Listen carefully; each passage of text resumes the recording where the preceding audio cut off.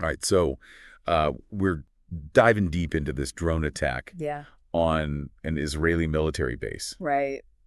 Hezbollah really seems to have upped their game with this one. Well, it's interesting you say that because yeah. on the surface, it seems like just another attack in this conflict. Right. But when you look at the details, Okay. it really exposes how warfare is changing. Yeah, so let's break that down. Sure. What makes this attack different? Well, first off, the target itself. Okay. This wasn't just some random outpost. Right. This was the Benjamin camp home to the Golani Brigade. And remind me again what's significant about them. Oh, they're like the A-team of the IDF. Okay.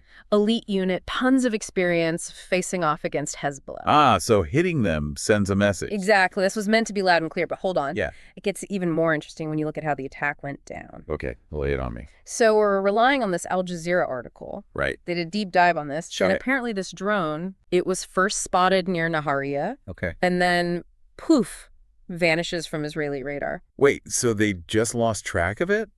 Seems that way. I mean, that's got to be concerning. Oh, absolutely. Israel's supposed to have top-notch defenses. Right. You'd think they'd see something like that coming. Exactly. So what happened then? Well, it wasn't just about sending a message. They inflicted some serious damage, too. Right. Tragically, there were casualties. Yeah, it's awful. Okay. But tactically speaking, this attack was almost surgical.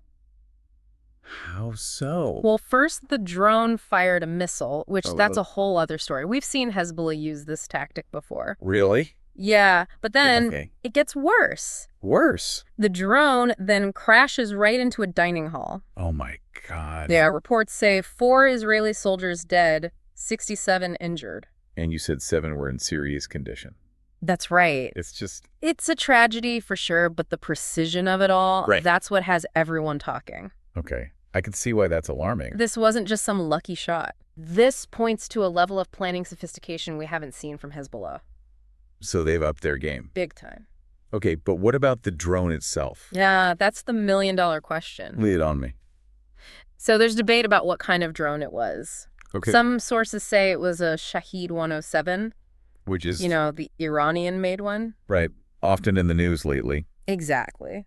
Which adds a whole other layer to this. For sure. For sure. But other sources claim it was a Mirsad. A Mirsad, now that name doesn't ring a bell. And if this is true, well, Yeah. we're talking about a whole different ballgame. Okay, you got to explain this one. It all comes down to range. Okay. We're talking potentially 150 to 200 kilometers. Wow. That means Hezbollah can strike deep into Israel. Okay, so not just at the border anymore. Nope, they can hit pretty much anywhere. Wow, that's a game changer. And Hezbollah knows it. Because they've been pretty vocal about this attack, haven't they? Oh, yeah, they're not just claiming responsibility. They're Uh-huh. practically bragging about it. Yeah. Really? Oh, yeah, they even called it a qualitative and complex operation. Qualitative and complex operation. Those were their words. Interesting choice of words. Right, and they made sure to highlight Yeah. that they used a whole swarm of drones. A swarm of drones. Yeah, and they used diversionary tactics, too. Okay, so not just one drone. Nope, they were busy on multiple fronts. Wow. So they were creating detractions. Exactly. Keeping Israel's defenses busy. Precisely while this one slipped through. It's like something out of a movie. Except this is real life with real consequences. Absolutely. Those distractions, those are real lives at risk. You got it. And here's the kicker. Yeah. Hezbollah claims that none of the drones, Yeah. not a single one, Okay. were picked up by Israeli radar. Wait, are you serious? That's what they're saying. So Israel had no idea these were coming? Well, if Hezbollah is to be believed, and that's a big if, Right, of course. it would mean that Israel's defenses were totally blindsided. We'll be right back after a quick break. So they're saying their drones were invisible to Israeli radar. I mean, if that's true. It's huge, right? Yeah. Not just the physical damage, but the psychological impact. Right, like you've built this whole reputation on having this iron dome defense. Exactly. For years, it's been a cornerstone of their strategy, the sense of security. And now that's gone, poof, vanishes like that drone. Wow. Yeah, it's a powerful message. Hezbollah know what they're doing. Speaking of which, they didn't just stop at the attack, did they?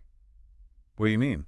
Well, according to the article, Hezbollah issued this pretty bold threat afterwards. Oh, right. They talked about Haifa. Yeah, like turning it into, I think it was Kiryat Shmona or something. Kiryat Shmona, exactly. Okay, for those of us who didn't grow up over there, what's that all about?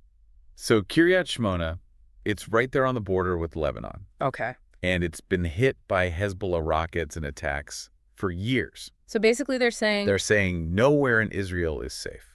Wow, that's got to have people on edge. Absolutely. It's a huge escalation. And it's not just about military targets anymore, is it?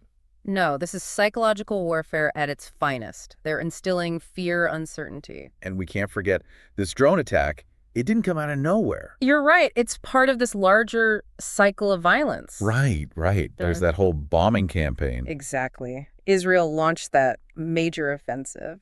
Initially, it was focused on Gaza, wasn't it? Yeah, but then it expanded. Right. They started hitting targets in Lebanon, too. Even areas near Beirut. It's easy to get caught up in all the military strategy. Yeah, You know? of course. But there's a human cost to all of this. Absolutely a tragic one. The article mentions some pretty staggering casualty figures. Yeah, over 1,400 Lebanese dead and over 4,000 injured. And these are just the reported numbers. It's heartbreaking, really. It is behind the headlines, behind the analysis. These are real people with families and lives. And it makes you wonder, where does it end?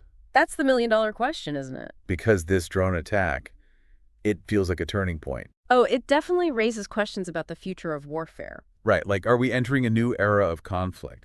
It's possible. I mean, think about it. What's that?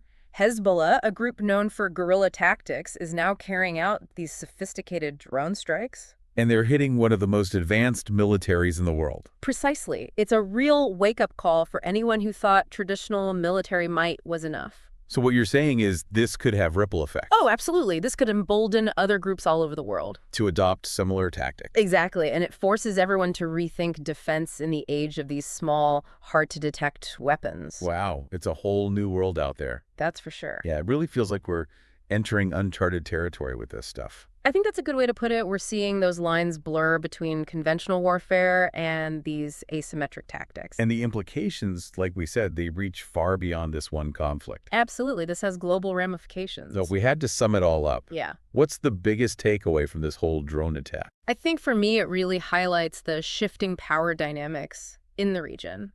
In what way?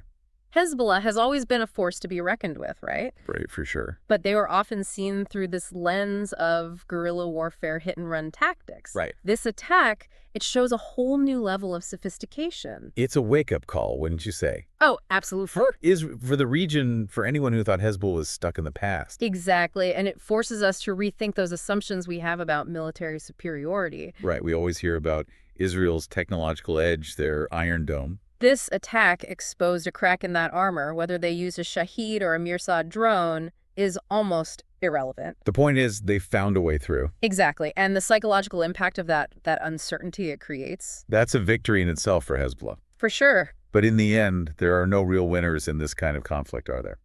Sadly, no, and the Aljazeera article, I think, does a good job of reminding us of that. Yeah, they don't just focus on the military strategy. They highlight the human cost.